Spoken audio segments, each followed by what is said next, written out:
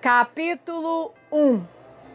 Despertando para o ungido. A festa no abrigo antibombas estava definitivamente saindo de controle. Cerca de 12 voluntários de muitos países se juntaram àqueles de nós que estavam estudando hebraico num programa Ulpan em Kibbutz Yagur. Alguns israelenses vagueavam para dentro e para fora. O álcool era consumido sem controle nessa véspera de Ano Novo e o volume do aparelho de som aumentava pouco a pouco até que, toda vez que as portas se abriam, o rock and roll invadia a vizinhança, interrompendo a pacífica noite de sono dos kibbutzniks. Quanto mais bebíamos, mais irrequietos e amorosos ficávamos. O tradicional beijo da meia-noite na véspera de Ano Novo se prolongava, abastecido por vinho e cerveja. Finalmente alguém desligou tudo. Era a hora de ir dormir. Voltamos aos dormitórios do alojamento aos tropeções, com a ajuda uns dos outros, e desmaiamos imediatamente. Eu tinha 19 anos, estava perdida e vagando, tentando esquecer as perdas e as dores da minha vida, viajando pelo mundo. A caminho de encontrar alguns amigos num ashram na Índia, um tipo de comunidade espiritual e de meditação, acabei tropeçando em Israel e decidi passar o inverno estudando hebraico numa comunidade denominada Kibbutz, nos arredores de Haifa, no Vale de Megido, na base do Monte Carmelo. Mal sabia eu que meu espírito estava prestes a despertar para o maior de todos os dons, o amor de Deus, que chegava a mim através dos judeus, reunindo todos os pedaços fragmentados da minha alma e solidificando-me nele. Eu estava prestes a despertar para a unção, o Cristo, e isso mudaria para sempre o curso da minha vida. Na manhã após a festa, o diretor do Ulpan, um ex-combatente com cabelos grisalhos que lutou para estabelecer Israel após o Holocausto, de baixa estatura, robusto e intimidante, entrou repentinamente em meu quarto. Ele não gostara de termos festejado com tanto entusiasmo na noite anterior. Puxando uma cadeira, ele se sentou ao lado de minha cama, onde eu me encontrava numa névoa de confusão, e castigou-me como um pai corrigindo sua filha. Fiquei chocada e defensiva, mas quieta. De repente, sua face abrandou-se. Ele fez uma pausa e disse: "Penso que você precisa entrar em contato com o seu Deus." Então levantou-se abruptamente e saiu do quarto. Ainda tonta por ter sido despertada abruptamente, vesti-me e dirigi-me ao refeitório para ver se já era tarde demais para o café da manhã. Cheguei juntamente com um grupo de sobreviventes do Holocausto. A maioria dos kibbutzniks preferia não comer no refeitório quando este grupo particular de sobreviventes do Holocausto estava presente por uma boa razão. Eles sofriam de psicose pós-guerra, suas mentes haviam se dissociado.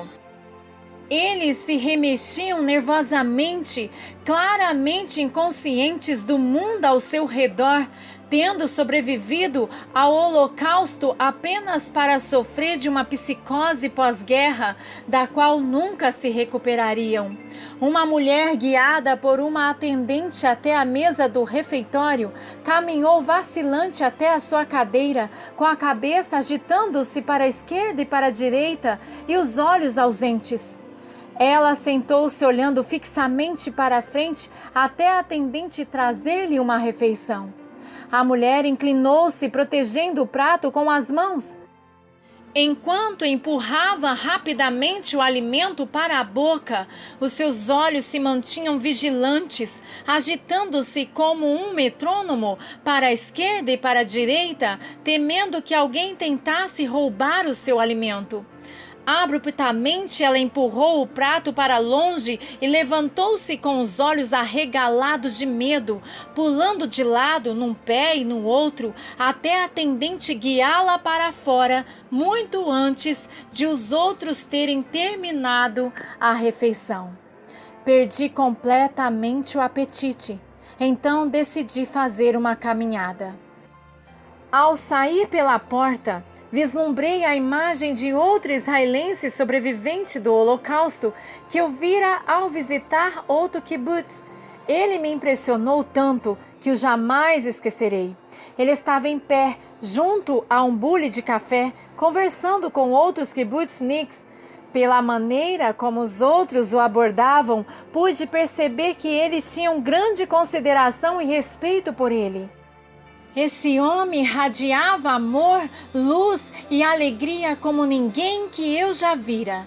Rindo de algo que os homens contaram, o homem virou-se para servir-se de uma xícara de café, expondo seu antebraço e revelando os números cruamente tatuados que queimaram sua carne, mas mantiveram seu espírito elevado. Esse foi o primeiro homem cheio de Deus que eu já vira. Eu estava maravilhada pela leve, alegre e humilde autoridade que emanava dele. E qual era a diferença entre esse homem e aquela mulher? Os dois sobreviveram a um inenarrável terror nazista, mas somente um deles escolheu deixar o passado para trás e adentrar os designados tempos de festas e celebração. Somente um escolheu a vida, e para abraçar a vida em sua totalidade, ele precisou lidar com seu passado. Imagino que ele tenha chorado a perda de muitos membros da família, encarado a perda de sua juventude, visto homens morrerem e, sem dúvida, matado alguns ao lutar para estabelecer sua terra natal. Ainda assim, ele sobrepujou o luto, perdoou seus inimigos e perdoou a si mesmo. A luz dissipou as trevas de seu coração. A alegria venceu a dor. E ele dançou as danças tradicionais de seu tempo, baseadas nos salmos, e riu e celebrou a vida mais e mais a cada ano. Percebi que, em algum lugar do caminho, esse homem encontrara Deus. Ele irradiava Deus. Em algum lugar da sua jornada, ele recebera a abundante graça do Senhor que se compraz em revelar-se, em revelar sua natureza. Esse homem sentira o toque de Deus e isso fora tão curativo, tão delicioso, que ele fora cativado para sempre pelo amor de Deus e escolheu viver a vida com Deus. Ele estava totalmente desperto e totalmente vivo. Quem era esse Deus que se revelou aos judeus e aos gentios? Que liberou tal despertar do espírito de uma pessoa a ponto de fazê-la ser capaz de superar toda a dor do passado e alcançar uma percepção do seu destino e da sua unção para edificar um futuro, não só para si, mas para a edificação de uma nação? Embora eu não compreendesse naquele momento, tinha uma percepção de que o Deus com quem o diretor de UPAN sugeriu que eu entrasse em contato era também o seu Deus e que minha estada em Israel era de central importância para compreender Jesus. E certamente todos nós precisamos ser cheios de Deus e da sua unção, simplesmente para sobrevivermos à vida. Mesmo com a jovem idade de 19 anos, eu sofrera uma grande dor, perda e humilhação. Mas isso não foi nada perto do que vi gravado na pele de muitos em Israel. Eu sabia que não queria terminar como o grupo de sobreviventes à mesa, ainda perdidos no inferno de seu passado. Eu queria o que aquele homem cheio de Deus tinha. Eu estava despertando. Enquanto eu andava em direção aos Pardes, o jardim de Pomelo, uma das demais alunas do UPA juntou-se a mim. Ela era uma garota judia da minha idade, também proveniente dos Estados Unidos. Nós rimos e conversamos sobre a festa enquanto percorríamos as estradas de terra na base da montanha que parecia subir diretamente de onde estávamos.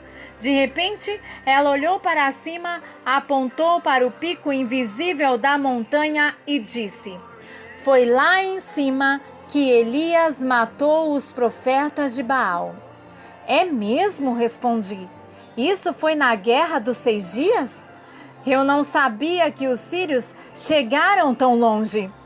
Aturdida com minha ignorância, pacientemente ela explicou quem fora Elias e contou-me sobre sua batalha contra a adoração a Baal. Fiquei intrigada. Na volta de nossa caminhada, ela fez uma parada em seu quarto e trouxe uma pequena Bíblia. Entregando-a a mim, ela disse: "Tome enquanto viaja por aí, leia isto. Ela tem um Novo Testamento pela qual você poderá se interessar. Eu a comprei para usá-la como um guia histórico e utilizei-a ao viajar por Israel antes de iniciar o programa do UPA." Assim, meu despertamento teve início naquele dia, com 2 judeus seculares conduzindo-me à compreensão da necessidade de entrar em contato com meu Deus e dando-me os meios para começar. Presumi que esse Deus era Jesus. E não existe melhor maneira de conhecê-lo do que caminhando por Israel, conhecendo seu povo, andando por onde ele andou, lendo passagens dos seus ensinamentos nesse livro histórico, bem perto do exato lugar onde ele disse originalmente as respectivas palavras. Foi o começo do aprendizado sobre o ungido, o Cristo. Aquele dia também me trouxe a vaga ideia de que nós, judeus e cristãos, fomos misteriosamente unidos na história e em espírito, no passado, no presente e para sempre. Não muito depois de ler algumas passagens do livro, ajoelhei-me em meu pequeno quarto do alojamento e fiz uma oração por salvação que mais parecia um desafio. Deus, você precisa mudar a minha vida. E instantaneamente minha vida mudou. Senti-me mais resistente e menos fraca ao levantar-me após aquela oração.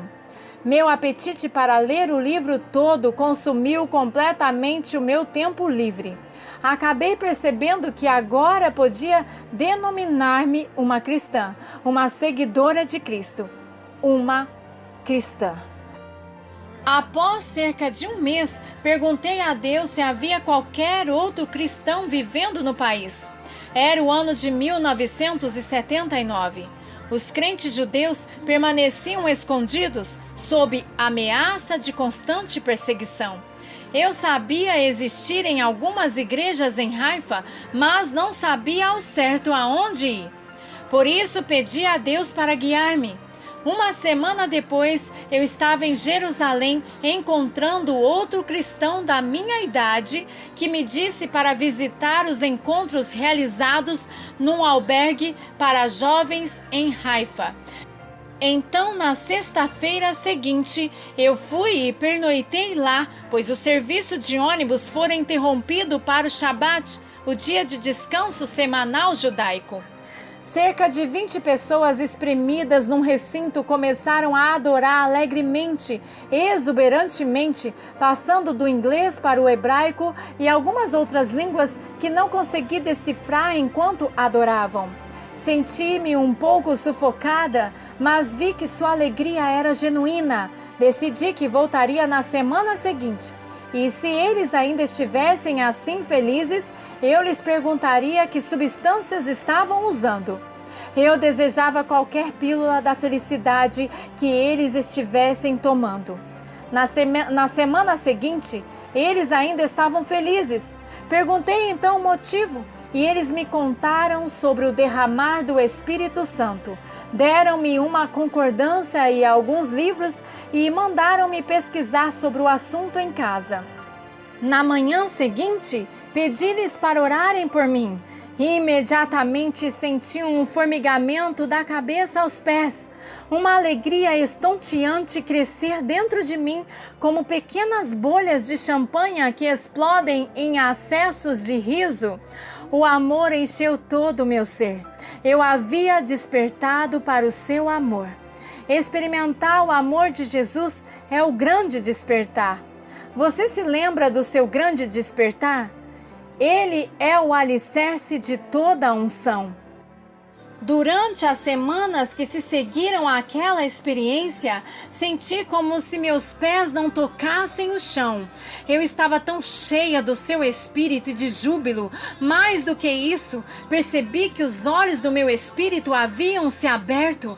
Eu já não via apenas uma pessoa em pé perto de mim. Eu já não via apenas edifícios e céu e o mar da Galileia, ou as areias do Mediterrâneo, ou a aparência e o cheiro dos falaféus fritos de Haifa, grandes roscas cobertas com semente de gergelim e crepitantes cordeiros assando em churrasqueiras nas calçadas. Eu via anjos e demônios indo e vindo no ar e sobre as pessoas, e de alguma maneira discernia o que eles iriam fazer.